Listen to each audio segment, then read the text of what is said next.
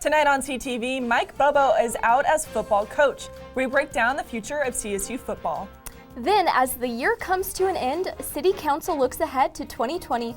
Find out their plans. Then ASCSU has changes that will affect student parents. Find out all this and more on CTV News at 7.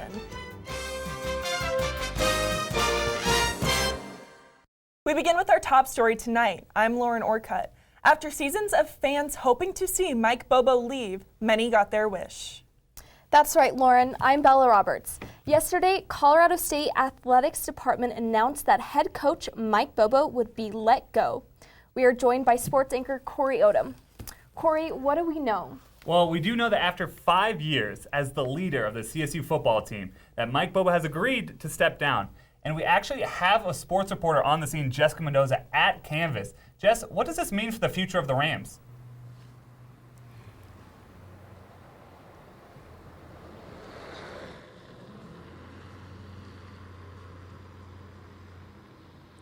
Yeah, Corey, so there's definitely more questions than answers right now. I'm sure you guys have heard some of the rumors going around about Urban Meyer being on campus. Actually, that one isn't a rumor. He actually was here. But there's a lot of questions going on about who is going to be the coach on this team.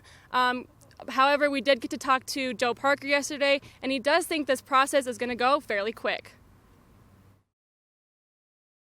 You know, I can tell you that, we're getting a lot of interest, and I think we're going to have a very, very strong candidate pool, and we're going to have a hard choice to make when we come to a final decision on who's going to lead this program.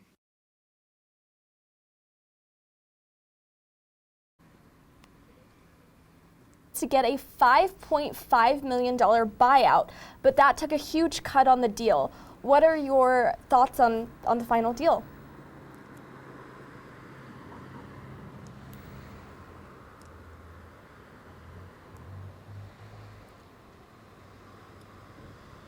Yeah, so the $5.5 million buyout was what we expected to happen before the new year. It was going to drop down to $3 million after January 1st. However, to hear that it was $1.82 million is extremely shocking to so many people. You've got to give it up to the athletic department for being able to drop it down that low. And you have to look at just thinking about who Mike Bobo is and the fact that he would take that deal, wanting to do what's best for this CSU football program. You know, just talking about recruitment, how does this affect recruitment at CSU within the football players?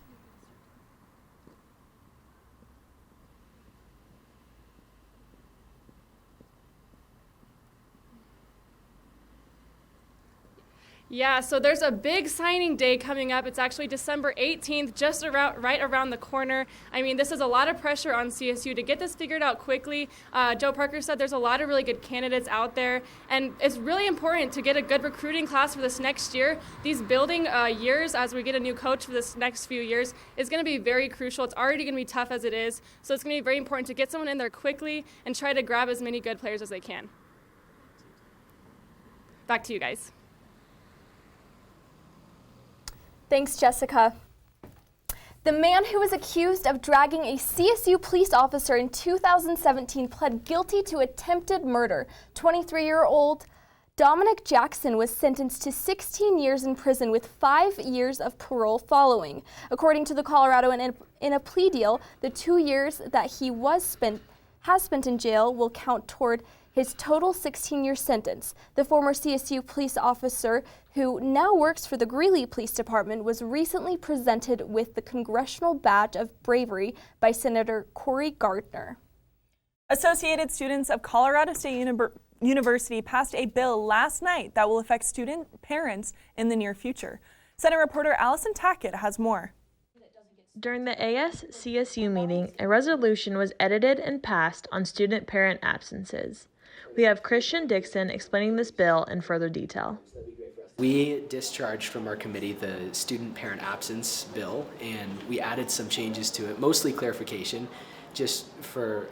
I've noticed that the more clear a piece of legislation is, the more effective it is when they actually implement it. And so that was our hope, is how can we make this as clear as possible.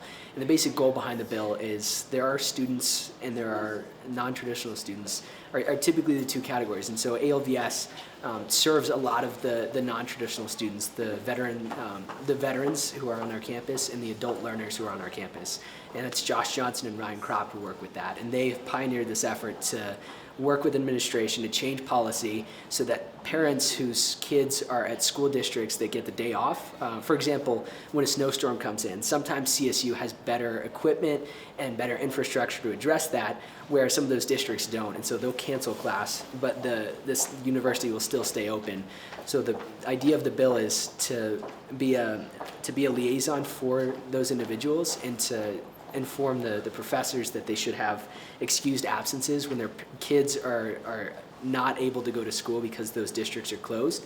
They shouldn't be docked points and they shouldn't lose quiz points or test points or homework points. And so the idea behind it is for the administration to intervene and to give them excused status when those districts close school. Alyson Tackitt, CTV, Channel 11. If you have any questions on this bill, you can go to ascsu.colostate.edu for more information. Vice President of Student Affairs Blanche Hughes announced her Committee for the Race, Bias, and Equity Initiative. According to the university, they have received over 100 submissions of policy ideas of what to change when it comes to how the university handles bias-motivated incidents. The team consists of members from the administration, the Ethnic Studies Department, and other departments on campus. The team will now work on reviewing the proposals. You can stay up to date by visiting president.colostate.edu. Fort Collins City Council laid out its policy agenda Tuesday night for 2020. Of the major topics, City Council hopes to have agendas for next year include immigration in respect to how conditions are in the southern border. Public health is a major point of their agenda that they want to set next year in terms of gun violence, vaping, and mental health. Mayor Wade Troxel spoke with the Coloradoan and said that the Fort Collins influence is huge, being that it is the fourth largest city in Colorado. And they hope that these policy agendas can spark change at the state and federal level. The Northern Colorado Drug Task Force announced Tuesday that they dismantled a Chinese black market marijuana trafficking operation in Larimer County with 5 homes in Loveland and 1 in Fort Collins. The investigation found that over 2,000 plants and 156 pounds of high-grade marijuana were assumed to be shipped out of the state. According to the Larimer County Sheriff's press release, the investigation is still ongoing, and they will file charges once they have finished their investigation. Larimer County is set to expand the Larimer County Jail. According to the Coloradoan, the county set their 2020 budget and plan to spend $75 million expanding the county jail by adding 250 beds. The county is also set to begin construction on a $29 million mental health facility that voters approved last year. The Sheriff's Office also has additional plans to add 27 deputies and other personnel. The budget will go through some final changes on December 10th and is expected to be adopted on December 20th. Wow, Lauren, that sounds like there's a lot going on there. Yeah, definitely. Yeah. So, you know, we saw a little bit of snow today. Yeah, we did. What kind of goes through your head when you see a big snowstorm? Well, one of my first thoughts is definitely getting to campus and the safety. And I live in a house and, you know, the roads aren't very well plowed, but I know when I get to campus, it's nice because usually the routes going to class are nice and clear. I agree. I definitely like seeing those clear sidewalks. Yeah. Living in Colorado during the winter can bring some pretty heavy snowstorms. CSU's facilities management team works day and night to make sure campus is prepared for all. I will be shoveling stair sets so students can get to class safely before the first, hour class begins. But it's all about trying to make this as safe as possible here at CSU. Some of the earliest shifts during the cold weather season can range anywhere between midnight and 4 in the morning. And the work isn't always easy. Probably these massive snowstorms, trying to get everything cleared. It can be a little overwhelming when you start to clear out sections of paved patch and you're running out of room to push all the snow. They aren't shoveling snow all year round though. I would say the best days would be in summertime when it's nice out and we're working on a really cool project, and then by the end of it you get to see this amazing piece of landscaping, from the trees to the shrubs to the design and how it is incorporated within the zone you're working in, how it complements the buildings. Through the cold, their bond remains warm. And it's really just about the community here at Grounds, you know, really taking care of one another. If you would like more information, you can visit fm.colostate.edu.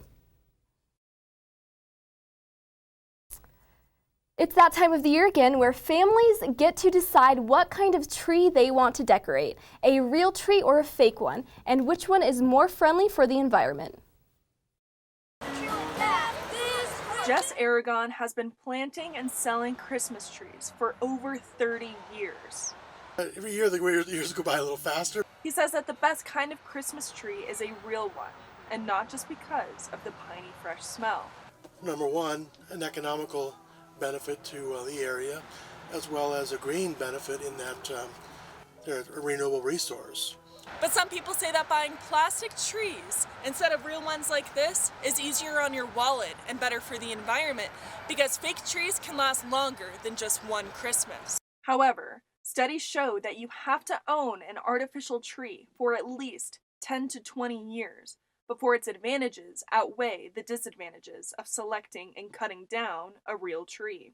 I've always liked a real tree over a fake one. I've never had a fake tree, so the real one's all I know, and I enjoy it very much. But regardless of this never-ending holiday debate, Jess will continue to grow trees for what he hopes to be at least another 30 years. I anticipate continuing to do that for quite a long time.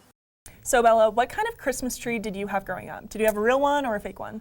I had a fake one, but I've always wanted to go out and cut a real one down, so. Yeah, I agree. My mom always had like a new fake one every single year, but going to Jess's farm, I was really excited to see that, you know, how good they were for the environment and that they were actually cheaper than artificial trees. Wow, very exciting. And if you decide to go with a real Christmas tree this Christmas, the City of Fort Collins actually has drop-off locations at Timberline Recycling Center off of Timberline Road, Hageman Earth Cycle off Prospect, and Larimer County Green Waste Program off of Taft Hill. Well, that's all the time we have for news right now, but don't go anywhere, Rams, because we'll be right back with Kristen McAllister.